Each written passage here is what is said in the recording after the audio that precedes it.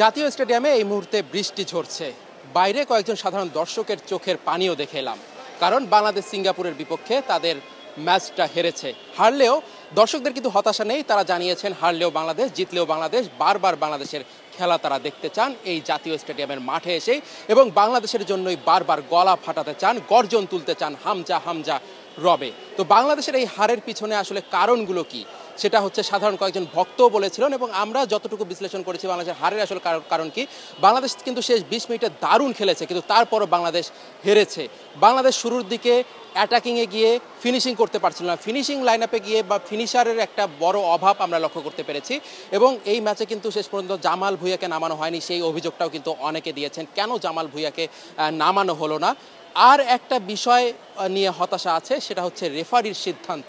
Referee কয়েকটা বাজে সিদ্ধান্ত দিয়েছে, রেফারি পেনাল্টি হতে পারত এমন একটা পেনাল্টিও তিনি দেননি, সেই বিষয়টা নিয়ে কিন্তু দর্শকদের মাঝে হতাশা আছে। এইসব 50-50 ক্ষেত্রে 50-50 যে চান্স থাকে, এসব ক্ষেত্রে রেফারিরা কিন্তু সাধারণত যাদের হোম গ্রাউন্ড তাদেরকে একটা ছাড় দিয়ে থাকে কিছুটা, সেটা এই রেফারি দেয়নি। সেই বিষয়টা কিন্তু অভিযোগ তুলেছিল, বা দর্শকরা, সাধারণ দর্শকরা বাইরে বলছিল যে রেফারির ভুল সিদ্ধান্তে বাংলাদেশ হেরেছে, বা বাংলাদেশ পারলে ড্র করতে পারত, সেটা আসলে শেষ পর্যন্ত হয়ে ওঠেনি। তবে এই জাতীয় স্টেডিয়ামের সামনে বাংলাদেশের ভারতের সাথে ম্যাচ আছে, আরও কয়েকটা ম্যাচ আছে। তো সামনের ম্যাচগুলো বাংলাদেশের যে খেলার স্পিড দেখেছে সাধারণ দর্শকরা, এই স্পিড সামনের খেলাতেও বজায় থাকবে।